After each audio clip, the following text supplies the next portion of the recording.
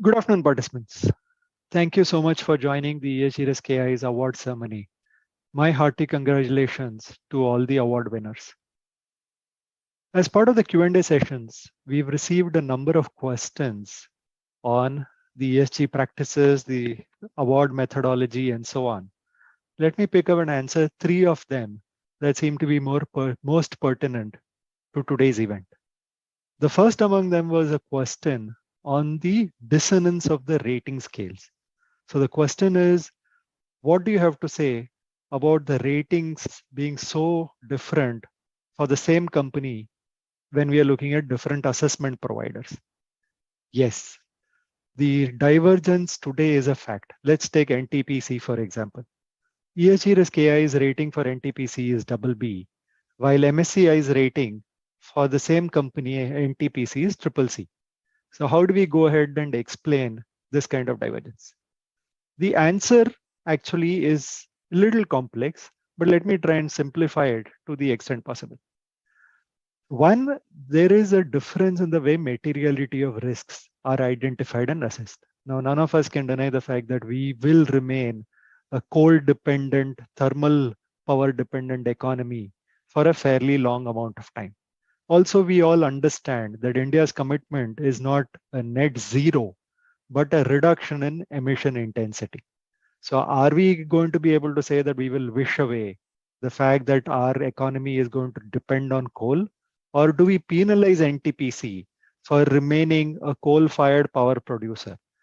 In our case, the viewpoint is we should encourage NTPC to try and create more renewable energy sources. At the same time, we cannot unduly penalize them and say that they are perhaps the most abhorrent ESG performers by giving them the bottom of the scale in terms of the ESG. So yes, we will have dissonance in rating scale, but what we need to understand is the dissonance comes from the fact that there are economic realities. These economic realities are not really globally standardized.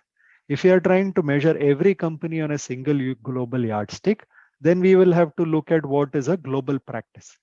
On the other hand, we can choose to look at what are the economic realities of a country specifically, and then look at within those realities if a company is doing well relatively or not. So that is one of the reasons that you'll see a dissonance between the ratings assigned between rating providers for the same company. The other reason for the dissonance is what most people were asking in case of Tesla. Tesla was excluded from S&P's ESG index, as was mentioned right in the beginning by Ms. Thorat. But Tesla also seems to be a company that seems to be taking a lot of lead in reducing tailpipe emissions. So how do you reconcile these two contradictions? Again, the answer is simple. There are certain practices of Tesla that can be improved in terms of ESG. If that is a yardstick that is used for materiality, they don't qualify to be part of certain ESG indexes. At the same time, there is also the reality that Tesla is contributing to reducing tailpipe emissions.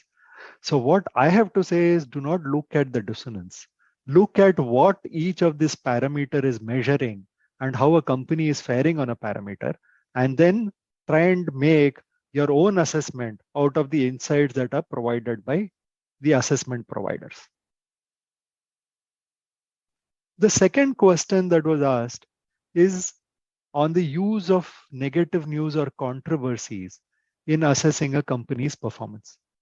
The question was, is it prudent to use controversies, and how are controversies relevant? The answer to both is yes, it is prudent to use controversies, because controversy is a very important yardstick to understand if the risk mitigation practices of a company are working or not. So if a company has business ethics related controversies, then what is clear is the business ethics framework of a company does not work to the extent that it is advertised. So it is important for all the assessment providers to look at what controversies are related to a company's performance, associate a controversy with a weakness in a framework, and then evaluate if the controversies really merits a marginal or a substantial increase or decrease in the performance of the company and hence the associated score.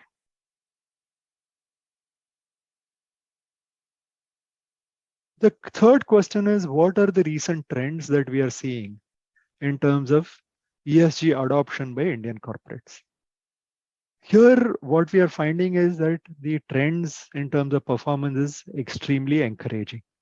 Like Shankar and subsequently Prasanjit mentioned in his summary from the compendium, we are seeing substantial differences in the way companies are adopting new technologies to mitigate ESG risk. So Indian companies are now relying on blockchain to look at chain of custody, look at the origin of products.